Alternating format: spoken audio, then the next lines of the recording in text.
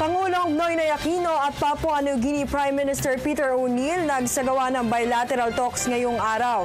Kabilang sa kanilang napagkasunduan ang pagpapaigting ng ugnayan ng dalawang bansa at paglaban sa climate change. Ang detalye mula kay Elena Luna. Nagkasundo sina Pangulong Aquino at Prime Minister Peter O'Neill na palakasin pa ang people-to-people ties ng Pilipinas at Papua New Guinea sa kanilang naging pagpupulong sa Malacanang.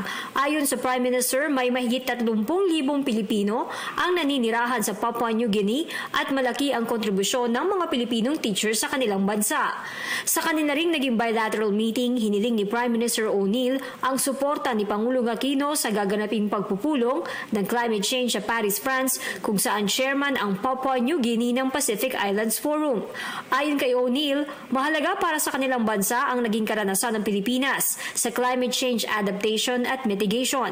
Kasunod nito, kinilala ng Prime Minister ang Pilipinas bilang isa sa 3 malalaking rice exporters sa Papua New Guinea. Pinasalamatan niya ang technology transfer at technical assistance ng Pilipinas sa kanilang bansa. Tanghali naman nang mag-courtesy call kay Pangulong Aquino ang presidente ng Colombia na si Juan Manuel Santos. Hindi kasapi ng APEC ang Colombia pero nasa bansa siya sa imbitasyon ni Pangulong Aquino para makibahagi sa APEC Pacific Alliance informal conversation. Sinabi ni PCOO Secretary Sandy Coloma na pinasalamatan ng Pangulo si President Santos sa kanyang pagdating at sinabing magbubunga rin ang mga inisyatibo ng Colombia na maging kasapi ng APEC.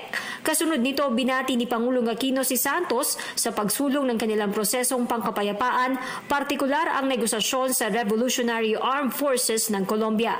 Pinaabot ng Pangulo ang kanyang good wishes sa nakatakdang paglagda ng kanilang final agreement sa susunod na taon. Naging paksa rin ng dalawang leader ang parehong isyong hinaharap ng Colombia at Pilipinas, ang paglaban sa bentahan ng iligal na droga at drug abuse. Ikinuwento ni Pangulong Aquino ang mga hakbang na ginagawa sa Pilipinas habang nag-alok naman ng tulong si President Santos batay sa kanilang mga karanasan. Ibinahagi rin ni Pangulong Aquino kay President Santos ang mga programa sa Pilipinas laban sa kahirapan gaya ng Pantawid Pamilyang Pilipino Program, Conditional Cash Transfer Program at PhilHealth Universal Healthcare.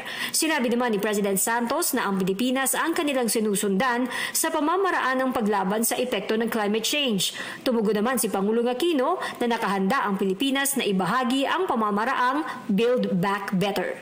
Para sa Telebisyon ng Bayan, Elena Luna.